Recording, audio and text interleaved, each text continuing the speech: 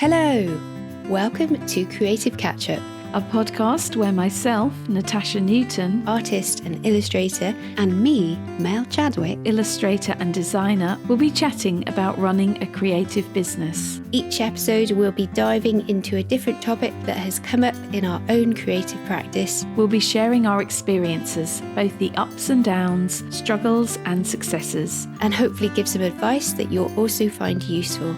So join us for Season 2, Episode 9, as we chat about ways in which to keep your work fresh. Hi Natasha. Hi Mel. So today we're going to be talking about how do we keep our work fresh.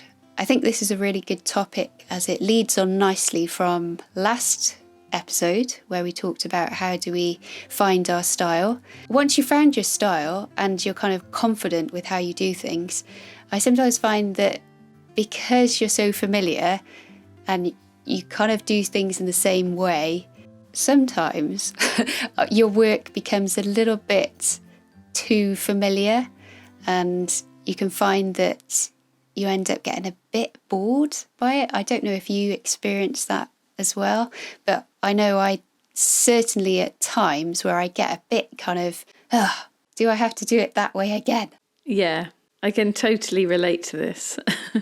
Yeah, so I thought it might be, it would be nice for us to chat about how do we keep our work fresh, how do we break out of routines, and how do we keep enjoying doing the work we do. I think my first tip which helps me is to mix it up. So I do a lot of work on the computer and I find if I'm getting a little bit stale, a little bit kind of like I can't look at the screen anymore and I need a little break, I tend to open my sketchbook and go and draw something from life, from something that's in front of me. And I just find that break really helps me.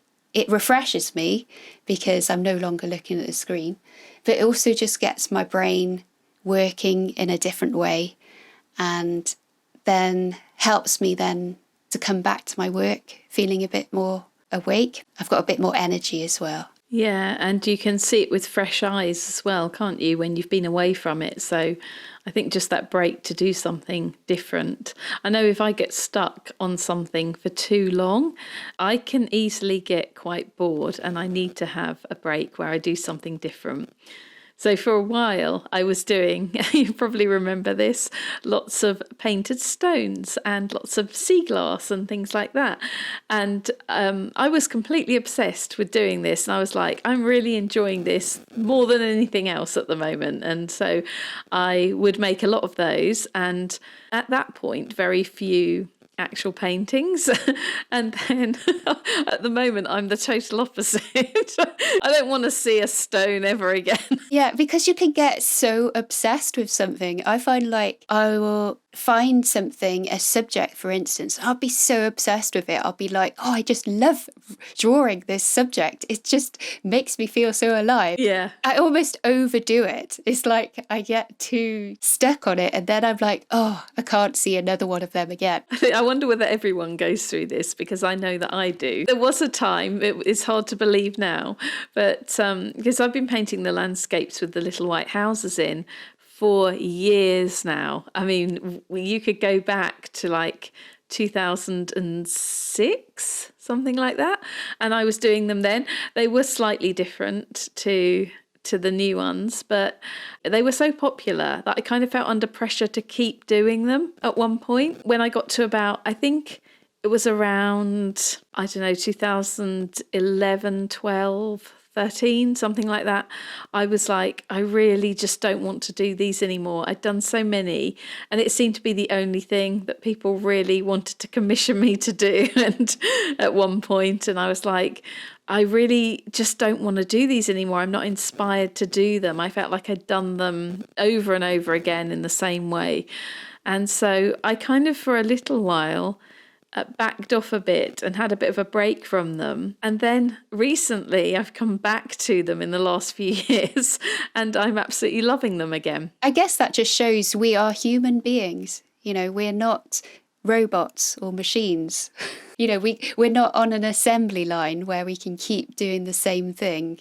I think we need to have variety in order to keep things fresh for us. You need to have joy in what you're doing, don't you? I think it comes through in the work. If you are not enjoying it, or if you're really loving it, that comes through. Yeah. I think this is the thing. If you feel like you're needing to mix it up, you should mix it up. Another thing would be to try a new medium or a different medium. I'm just thinking if I was to do that digitally, I might try a different technique that I haven't tried before. So I'm sure you can probably do that in whatever style you're working with. You probably can try something different, but still have your style, but just try something else. Recently, I've been experimenting personally with different mediums, and that has kind of breathed a new life into my work. So my work hasn't changed drastically, which I think we spoke about on another podcast episode, but yeah, it's changed it enough to keep things fresh for me and for me to be really excited by what I'm doing. And it's like this, it's a bit of a journey of exploration at the moment, and that's really exciting every day. So even something as simple as changing to a different medium, yeah, it can really help keep things fresh. I've been doing my postcards all last year, and that was all black and white. And by the end, I was actually getting a little bit bored of doing black and white. So now you're all about the colour. Doing something consistently and over a long period of time, actually, it is good in a way, but it's nice to have a break. Like the pictures I'm doing at the moment, which are very colourful, completely different to the black and white, I'm finding I have a lot of energy to put into it. So I'm still feeling like it's all new, it's all fresh, because I'm not doing black and white. Exactly, yeah, something so different to what you've been doing. But I know that you did do some coloured pieces throughout the year as well. You're right saying that, because it's actually, they were like little, tastes of what I could do. It was nice to have those because it made me think, oh, I can't wait to try that when I finish doing this project. So now I've finished the black and white project, I'm like really kind of jumping in and just going for it with the colour. Yeah, you're kind of rejuvenated, aren't you? Yeah. I am. And I'm sure, though, there will be a point where I will saturate myself so much that too much colour and I'll have to retreat again to black and white again. But this is the great thing about being a creative. You can go with whatever you feel like going with at that moment, can't you? There are no rules that say you have to stick to a certain colour palette, or, I kind of felt like perhaps I'd found my palette and that's what I needed to stick with. But I find that, I'm getting excited by different colours now. The other day I bought some pink watercolour paint, and I don't really use pink that often in my work, but I'm feeling kind of like I'm going to go down a slightly different path, and I'm going to experiment more with watercolour as well. I mean, I have worked in watercolour before, but I tend just recently to use either acrylic or gouache paint. I don't really use watercolour so much, certainly not just watercolour. So I have some ideas for pieces with just watercolour and mixing watercolour and pencil, which I'm quite excited about. What kind of pink is it? It's called Potter's Pink. Do you know that shade? I would say it's quite a natural mute. It's not like a bright bubblegum pink. It's more of a sort of natural, vintagey, sort of slightly muted pink. But I'm finding that I'm really liking pinks and violets, and I'm like, I could do something with this. So that will be keeping it fresh again, won't it? Yeah, it's a really good idea. That is actually a tip as well, is to change your colour palette. If you find that, you're getting a little bit bored with your work, or you just want to challenge yourself, then change your colour palette. Go for one that is the opposite maybe to one that you would use, or even just like yourself, Natasha, you just bringing in another colour, adding that to the mix that you wouldn't normally go for. Even something as small as that can really change the feel of a piece, can't it? And you're also not kind of drastically changing everything. Yeah, exactly. Sometimes that needs a lot of time and energy to kind of completely change your colour palette, but maybe just adding 1 or 2 colours won't need too much time to adjust. Yeah. But it will still give your work a different feel, or just freshen it up for yourselves. Yeah. And I think we do need that as creatives, because it can very easily get stale if you're doing something all the while, like we said. So I think just switching 1 or 2 things can make quite a bit of a difference. Do you find that as you've gone throughout your career, has your taste changed when it's come to your colour palette? I think so. Yeah, definitely. Even like if I look at my work I've done digitally, if I look back to 2009-10, when I started using Adobe Illustrator, I look at those pieces and I like think, whoa, this looks, what was I doing? Yeah, very different to, I mean, actually my work is still quite bright, but I feel like I've thought a bit harder about the colours. Right, I see. Yeah, I always think of your work as being quite bright, apart from the black and white pieces, obviously. Yeah. But yeah, you use quite a lot of colours in each picture, don't you? In each painting or drawing, I think you use quite a wide colour palette. Yeah, maybe for me it would be a challenge to mute it a bit. Maybe that would be the challenge. But I can definitely see a change in how I approach digital pieces. Oh, that's interesting. Yeah, definitely my taste does change, and it changes with the season as well. Yeah, definitely. If I'm outside painting, then I have a different kind of vibe maybe to if I'm inside. I think my surroundings really seem to influence my painting. When I'm in Suffolk, I really have a desire to do seascapes. And I did come up with an interesting palette based upon the Suffolk coast when I managed to get back there in the summer for a couple of weeks. And I really wanted to develop it, but it's been hard to develop it, even though I have all the photos and everything. Being back here, it's almost like I need to be immersed in the place. Yeah, that's interesting, because I guess I've lived in Cornwall now for 10 years this year, so it's strange because normally I would have moved every 2 or 3 years, so I wonder what it would be like if we moved somewhere completely different, or if we were on holiday in a location maybe for a couple of weeks. What would my pieces look like? And I'm sure they would look a little bit different, because at the moment it's all Cornish landscape, outside and rugged and a lot of energy. I wonder what it would look like if I went to somewhere like Morocco, and which is again completely different environment, a lot hotter, and I always think of richer colours, being used. Or if you went to the Iceland, wonder what that would be like to spend time there. Yeah, it'd be interesting to see how your style would kind of adapt to the environment. And that's a way to freshen your work. Go and spend, although at the moment I know that's a little bit tricky, but if you can spend some time in a different place, that would probably freshen up your work, because you'll be seeing things with different eyes. So I'd love to go back to Hong Kong. That would be amazing to see that environment and draw from that. I think I would get a completely different vibe in my work. I often find that if I just get feeling like a little bit like I need a bit of injection, actually watching or visiting or seeing another art form, which is completely different to mine. So I actually love watching, movies or films.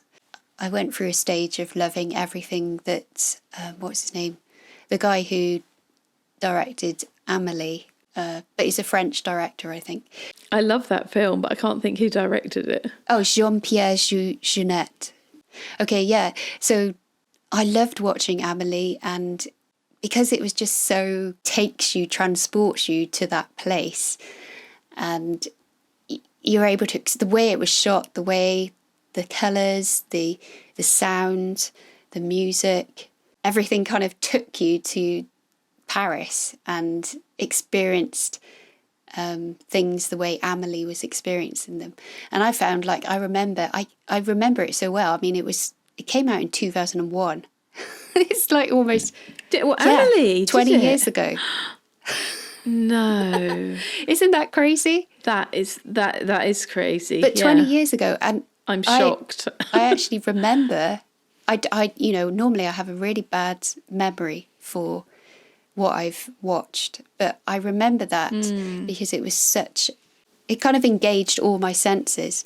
So, and I was doing my degree show, preparing for my degree show, and I remember it did infiltrate my work. I was making an installation where people could walk into it, and so I was creating lots of sculptures, I was like painting tables and adding bits of fur to them and taking lots and lots of photos, like, of everyday stuff. So basically when people walked into the installation, they were immersed in my kind of imaginary world. And I remember watching Amelie, and I think I must have kind of taken ideas or feelings, wanting people to get a similar kind of vibe, something whimsical. It is interesting how films can switch something on in your brain or make you see something a little bit differently and influence your work in a way. And I'm sure that's the same with if you were listening to music, or if you were even reading a book or experiencing some other art form like photography. I think that would probably help. Yeah, I think so. I think anything that kind of inspires you, it doesn't matter what it is, like you say, it could be anything. So I think that's why it's important to kind of immerse yourself in other things, isn't it? Because you never know when that inspiration is going to strike. I took evening classes for 2 years, but this was way, way back when I was in my late teens. This was before we had the internet and the ability to sell things, because I was making all this stuff and I was like, what am I going to do with this? I didn't kind of have an outlet at that point, or the confidence, I think, to really sell it.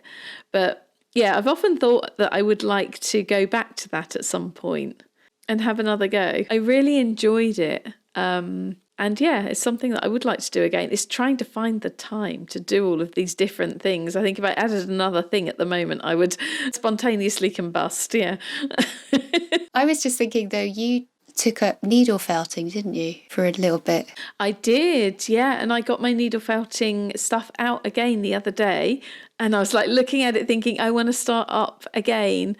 I think this month I'm too busy this month, but I'm hopeful that next month, when things are a little bit quieter, I think I will be able to, pick it up again and just immerse myself in that, because I feel like I was getting somewhere with the needle felting, and it was taking a while because it was something so totally new for me. So yeah, I need time to be able to do it and develop it. But yeah, it's interesting because I made these little needle felted birds. I shared a couple of them on my Instagram, and people were saying it's amazing that even in like needle felted form, it looks like your work. Which was really good, because that was the idea. When you were doing it, did you put pressure on yourself? Did you think it had to be a certain way, or were you kind of a little bit more relaxed because it was a new medium? A lot of my time was just spent trying to learn the technique and trying to figure out how to make things to how to take some wool and make it 3D. And I know that, I wanted them to be like little 3D versions of my painted birds. So I kind of put some pressure on myself, I guess, in that respect. But I think it actually would be hard for me to work in a way that wasn't in my style. So it's probably less pressure just to try and make them like my paintings than trying to do something different. I totally have not forgotten about the needle felting. I loved it, and I will be doing more. And when I'm ready, I will be selling it. But so they will make an appearance in my shop, but only when I'm ready. So I was thinking sometimes it's good to do something like a creative class or a course, maybe in a subject that you don't usually study. If you are used to drawing landscapes, then maybe do a figure drawing class. Yeah. Or if you're used to drawing realistically, then maybe try an abstract class. Because I know it would be completely different to what you would normally do, but sometimes doing that can actually help unlock something in your own practice. Yeah, I think it can. I think this is really important to try different things like this. And I have tried abstract painting and I did quite enjoy it, but I didn't enjoy it as much as my more realistic work, I guess you'd say. Yeah. Sometimes you have to do things, don't you, to actually remind yourself why you like doing what you do. Yeah, I think you do. Sometimes you go off down a slightly different path and it's like, actually, I really do like what I'm already doing. Yeah. And then you go back into that with a renewed enthusiasm. Exactly. Yeah, that's what I was thinking. Yeah, but it's nice, isn't it, to try out other courses. I remember doing one when we could go out and there was no restrictions. Yeah, so I signed up to a class where we were using acrylic gouache. And it was more kind of looking at shapes and textures, and we were painting from life. But the end product was like a pattern based on what we had been observing. So it was kind of a little bit different to what I was doing at the time. And it was nice, though. It was really nice, actually, just to take a break and try a different process and also watch someone else doing something that they enjoy doing. It was really nice to see that. And you get kind of a bit of energy when you see someone else doing something. You know, you'd like, for some reason, it inspires you then to go and do something yourself. Yes, it does. Yeah, I have found this. So I think that's another thing, actually, is to go and maybe watch someone doing their thing. and you can do that through, you know, you don't have to physically go to watch someone in their workshop. You can see it on YouTube. There's probably lots of artists like yourself and you, yeah. actually sharing what you're doing, like taking you through the piece. Yeah, I was going to say, when you see somebody loving what they're doing, it really does fire you up and makes you want to have a go yourself, doesn't it? Yeah, so something that you did recently, Mel, was you collaborated with another artist called Sandy, and you deliberately worked on a series of, what would you call them, exercises, didn't you, to sort of loosen up and to try something different, and you really pushed yourself out of your comfort zone. And did you feel that has freshened up your work since you did that? Do you feel like it's had long-lasting effects? I definitely felt invigorated after doing that with Sandy. July, August was when we did it, although the videos didn't come out until September. But I remember when I was doing my sketchbook work, when I was going out, I would be experimenting a bit or loosening up and using water-soluble crayons. Because I used them a lot in the collaboration, it kind of pushed me to use them more. And now I really love using them in my sketchbook work.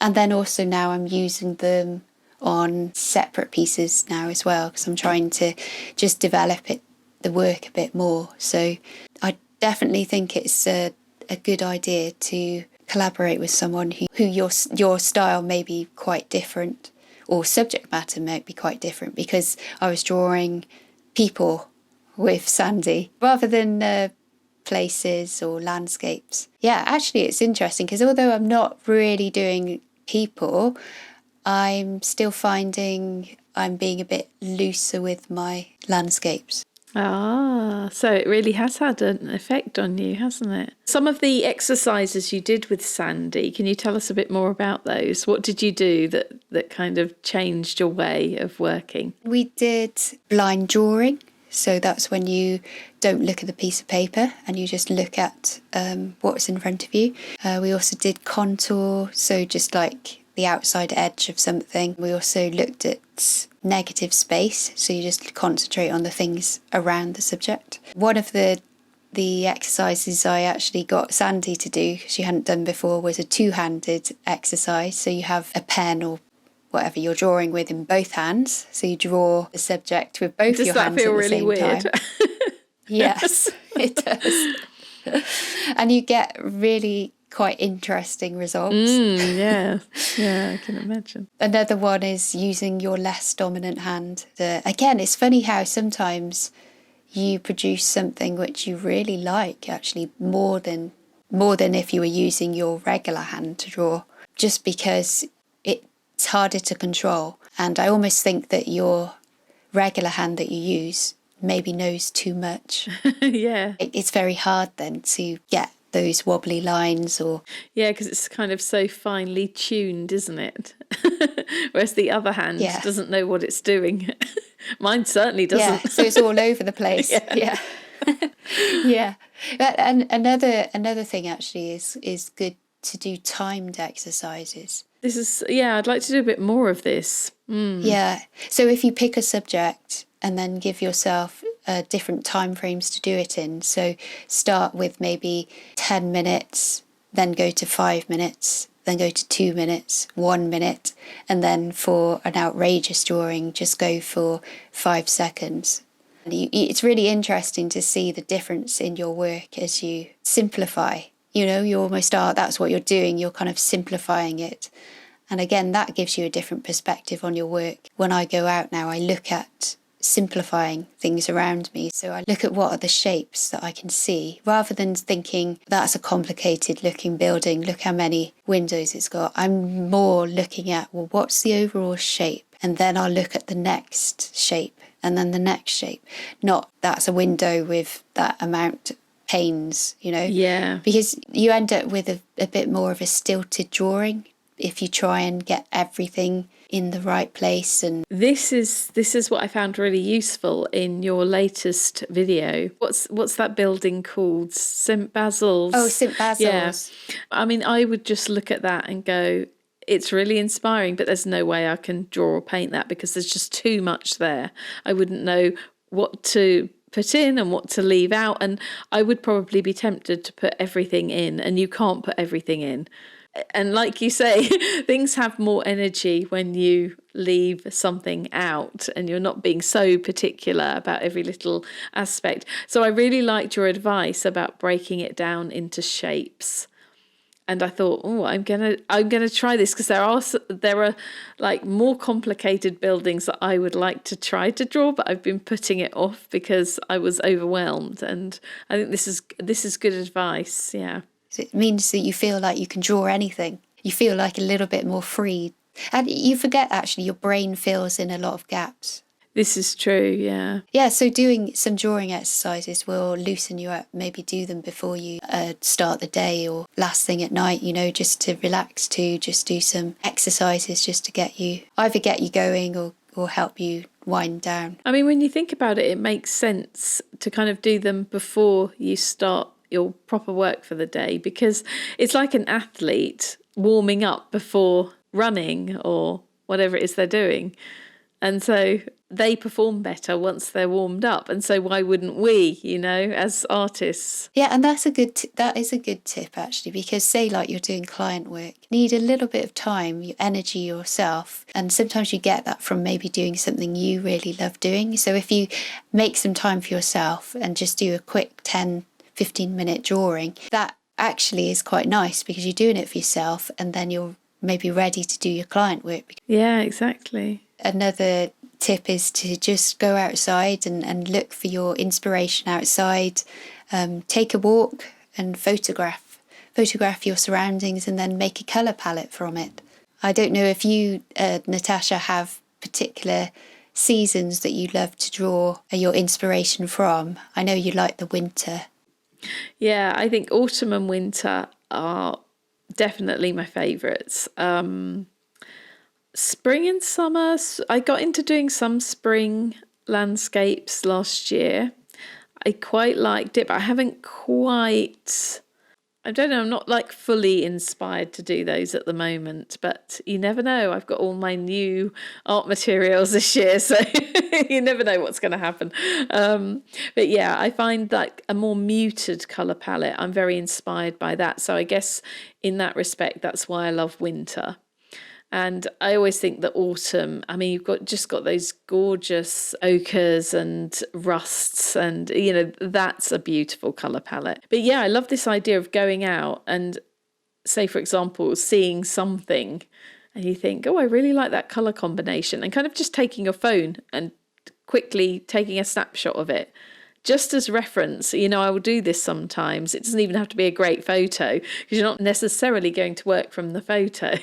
So a little way of kind of jogging your memory, really, just as, you know. And so you, you can use that colour combination or that colour palette. You never know when you're going to use it. It could be for something completely different. But yeah, I think just going outside and just really looking, you know, at what's around you, because you don't know when you're going to find the next thing that you really love and that really inspires you, and where that might lead. I love walking around here, especially in May, June time. Well, actually April, May, June. So when you start seeing all of the wildflowers, the cliffs get covered in flowers, and the colours are just amazing. You just like look at it all and you just want to drink it all up. Oh, so beautiful. Yeah, I just love also the moss colours. There's like this really mustardy yellow moss sprawls itself over the rocks, and it's just an amazing colour. You just think, wow, how did we get that colour? I know what you mean about Cornwall because, I mean, I've only been there once, but even when I was there, I was so inspired by that place. It's like the colour of the water there is amazing to me. I don't even know how to describe it. Turquoisey, tealy kind of colour. And I can see why you would be very inspired, and why Cornwall is such a draw for so many artists, isn't it? There's a big thriving art community there, and I can see why, because I think there's inspiration everywhere. And you were talking about the little cliff flowers. They were the ones that you drew for your residency, weren't they, last year? Yeah? Yeah, that really inspired me, actually, doing that residency, even though I was at home doing it because we couldn't do it actually physically there. But actually taking a week to just immerse myself in that place really pumped me up. It was like, woohoo! I felt quite excited. And you ended up with a really nice body of work from that, didn't you, as well? Yeah, actually, you're reminding me now I've got to do things with that. They did say that we could have the residency. They would run it again this year, obviously, but the same people would have the same times and dates. So I don't know if they will open it, but so I might just be there again. Wouldn't it be nice if you could actually be there this year? It would be lovely, because I've got more work now that I can actually exhibit there, and I really do want to do some work from that location on paper and out of the sketchbook, but kind of really work with the styles that I've built up this year. So, and you have that beautiful video on your channel as well, where you kind of documented all of that, didn't you? We should put a link. I think you should put a link to that in the description, because it's so nice for people to see what we're talking about. And and that's a really lovely video. Very inspiring. Thank you. That's another good tip, is to exhibit, organise an exhibition, and that'll get you kind of working on a new body of work, even like preparing work to frame, or thinking about how you want to present your work, if it's like a book or something. That again can help you, give you new ideas and give you fresh look at your work. Yeah, totally. I love working on a body of work as well. It gives you the motivation to keep going rather than just like bits and pieces. It's kind of nice to do a theme, isn't it? It is. And do you know what? That's what I'm doing now, actually. Oh, yeah, your boats, yeah. I want to kind of do a body of work and then present them. And then if people want to buy them, they can. But like, I don't want to say, I've done this, you can buy this. You know, I actually want to save it so that I want to see it all together. Ah, I like the sound of this. Exciting times. Do you feel like you want to go and make some new work now? Totally, yeah. Can I go now? No, I do actually. I'm going to paint after we get up here. I am going to do a little bit before dinner. Oh, brilliant. I think, though, we've covered quite a few different things there, and hopefully it will inspire others to keep their work fresh. I think so. I think there are some good tips there. What are we going to be talking about in our next episode? we're going to be doing this season end Q&A. So we'll be answering all your questions, any questions you've submitted either via our Instagram or YouTube channel. We're going to be answering all your questions. Thanks so much again for listening, everyone. We just really enjoy chatting about how we can keep our work fresh. As usual, come and find us on Instagram, search for creative_catchup, or find us on YouTube. We'd love to hear your thoughts on this episode. How do you keep your work fresh? We'd love to hear what you think. So join us again next episode for our final episode of the season. Until then, stay positive, stay creative.